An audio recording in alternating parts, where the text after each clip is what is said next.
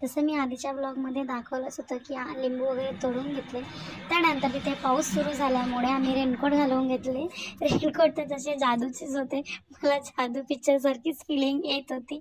बघा मी कशी दिसत आहे, बिलकुल जादूची डुप्लिकेट. हा मोठा जादू आहे. आम्ही इतकी भाजी तोडून घेतलेली होती. ही कुंजरची भाजी आहे आणि आई वगैरे ज्योतीची भाजी तोडत आहे.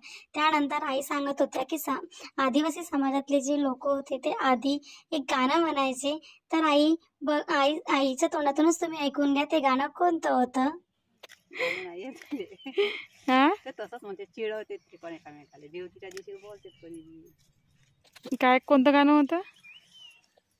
ते आदिवासी लोकांचं ज्योती माय तोरो तोर पुढं ज्योती माय वडा खाऊ येते, खाणं घे माय तुले का होते.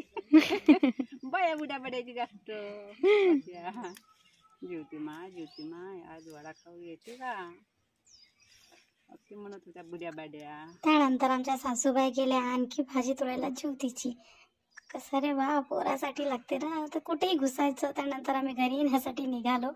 माती खूप लागली होती जुत्याला माझ्या, तर मी ते काढत बसली. धन्यवाद. भेटूया नेक्स्ट ब्लॉगमध्ये.